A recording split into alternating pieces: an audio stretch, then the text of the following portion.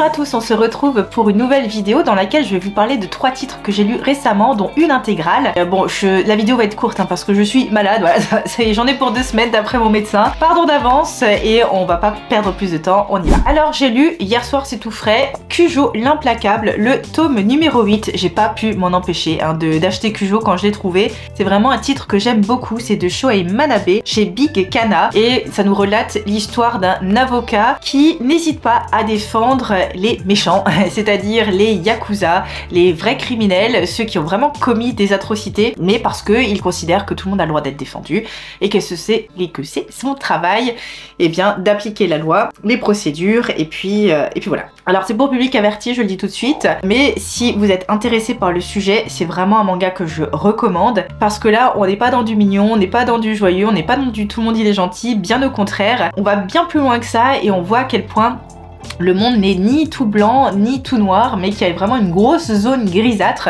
dans laquelle il faut se dépatouiller et chercher ses propres valeurs et essayer de rester fidèle à soi-même. Et c'est ça que j'aime beaucoup dans Cujo, c'est qu'on suit quand même ce personnage qui est extrêmement intelligent, qui voit très bien les coups des adversaires arriver et qui essaye, tel un joueur, alors lui il en parle dans le manga de shogi ou de jeu d'échecs, d'essayer de placer ses pions et de faire en sorte de trouver des parades à ce qui va lui tomber sur le coin de la figure. Parce que là, il faut savoir que son frère lui est procureur et disons que ils ne s'aiment pas trop, ces deux-là, puisque quand vous êtes procureur, forcément vous voulez mettre les méchants en prison, et le frangin, lui, il défend les méchants, donc vous comprenez qu'il y a un peu du bisbis dans la famille, et bien sûr, il y a tout un tas d'autres personnages clés, et j'apprécie beaucoup la tournure que prend Cujo l'implacable, parce que c'est loin d'être simple, on est un peu comme...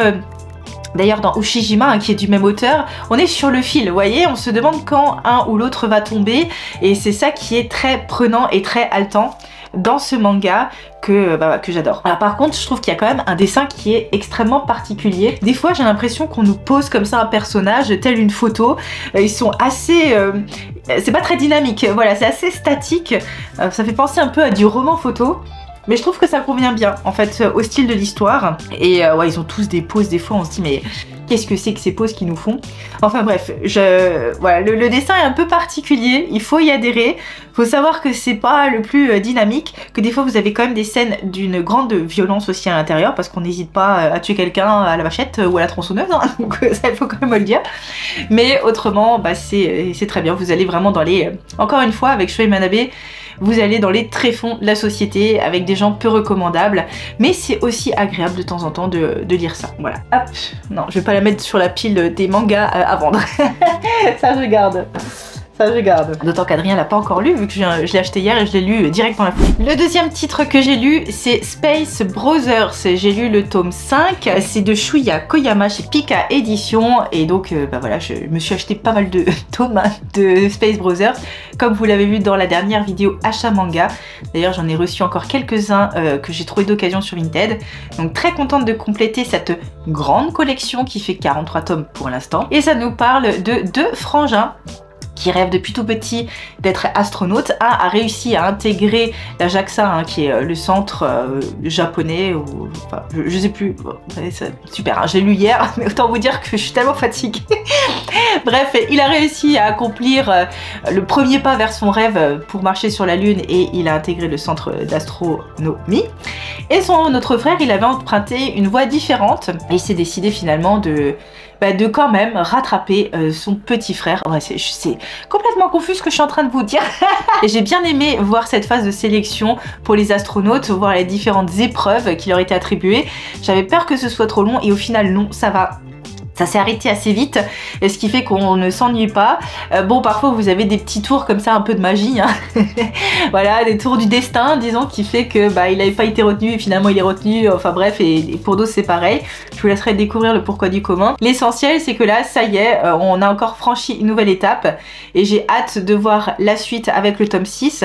C'est clairement du tranche de vie parce que vous suivez ce personnage qui a l'air de rien comme ça, mais qui arrive à faire son petit trou. Les dessins sont pas fantastiques, c'est vrai, mais l'histoire est super bien. Je suis à fond avec ces 2 personnages. Vous avez des petites touches d'humour, mais pas vraiment pour vous faire hurler de rire, vous voyez, mais qui vous font sourire, des tournures qui sont bien formulées, bien trouvées.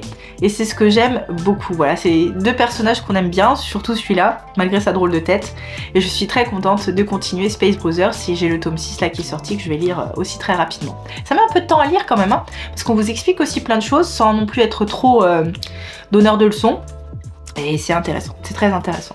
Qui n'a pas rêvé d'aller sur la Lune ou dans l'espace? Je pense que on a tous pensé au moins une fois. Et enfin, le dernier titre que j'ai lu, c'est Le rêve de mon père de Taiyo Matsumoto. Donc le tome 1, 2 et 3, voilà, c'est une intégrale en 3 tomes.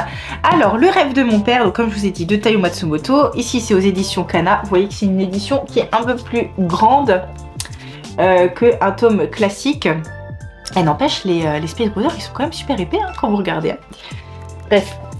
Donc, Le rêve de mon père, alors un auteur, bien sûr, j'en parle tout de suite, avec un style graphique qui est, ma foi, très particulier. Soit on adhère pas, mais j'allais dire que c'est un peu moins bizarre quand même que le samouraï bambou, tout en restant un peu laid, il faut se l'avouer.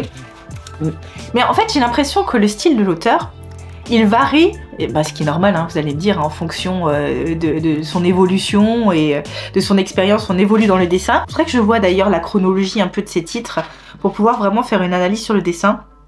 Là, il me met quoi, 98, ah ouais, donc ça date pas d'hier. Donc voilà, un dessin spécial, mais ouais, c'est du Taiyo Matsumoto. Mais je trouve quand même que c'est un peu moins perché, disons, que le samouraï bambou.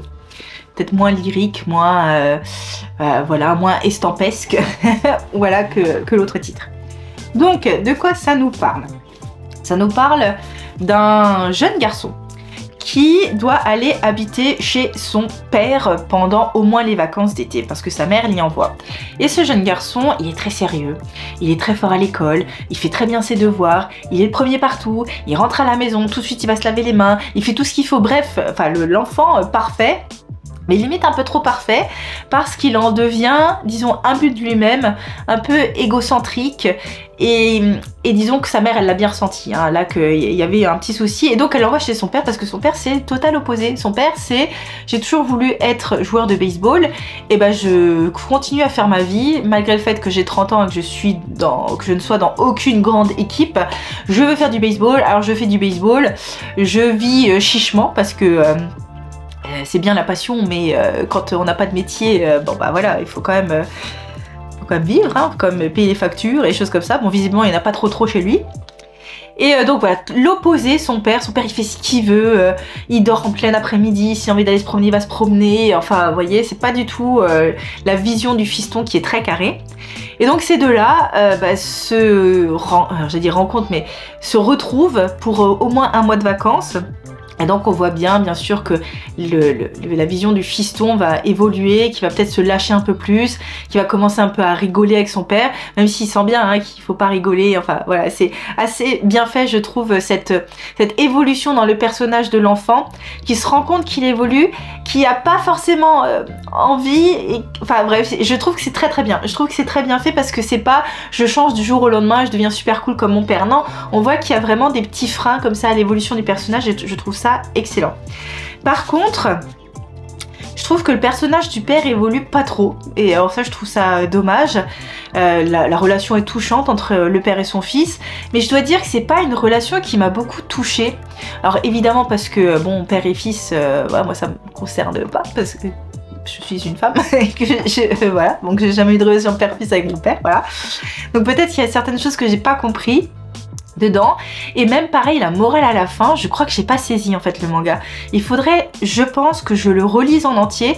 C'est que 3 tomes hein, vous allez me dire, donc c'est pas grand chose, mais je crois que j'ai pas saisi en fait ce qu'on voulait me raconter là-dedans, parce qu'à la fin bah voilà, on nous sort un twist, enfin voilà, et je me dis mais je comprends pas. Alors spoiler, donc ceux qui l'ont pas lu et qui veulent pas savoir, arrêtez tout.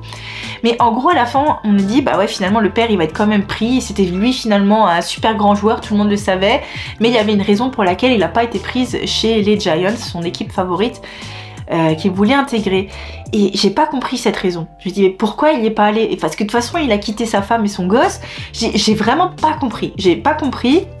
Donc si quelqu'un pouvait m'éclairer, ou peut-être que je vais me relire pour comprendre, mais j'ai pas saisi la morale de l'histoire, j'ai pas compris, bref, voilà. Donc autant vous dire que je suis un peu mitigée en fait avec ce titre là. Taiyo Matsumoto, c'est le deuxième titre que je lis de lui. Le premier c'est Samouraï Bambou, où là j'ai vraiment été happée par le côté artistique, par le côté très perché mais ultra assumé quand même de l'œuvre. Là je me dis on essaie de nous raconter une histoire un peu plus touchante, mais j'arrive pas à saisir le concept. Je comprends pas pourquoi le dessin est comme ça, pourquoi c'est... Bref, ouais, je trouve qu'il manque une petite clé, une petite passerelle, une pièce du puzzle, voilà, pour que je comprenne complètement cette œuvre-là. Et je trouve que c'est un petit peu dommage. Et pourtant, je trouve que c'est l'œuvre, pour l'instant, qui est la plus accessible parmi celles que j'ai lues. Bon, j'en ai lu que 2, hein, vous allez me dire. Là, on a Ping Pong et je vais lire le premier tome aussi. Ah non, je dis une bêtise, j'ai lu Tokyo ces jours-ci aussi, pour le coup, que j'ai adoré. Donc pour l'instant, voilà, sur les 3 que j'ai lus, celui-ci, c'est pas celui que je préfère parce que je crois que j'ai loupé un épisode. Voilà, j'ai loupé un truc que j'ai pas compris, peut-être parce que je suis malade ou j'en sais rien. La meuf qui essaye de mettre tout sur sa maladie, mais c'est pas grave.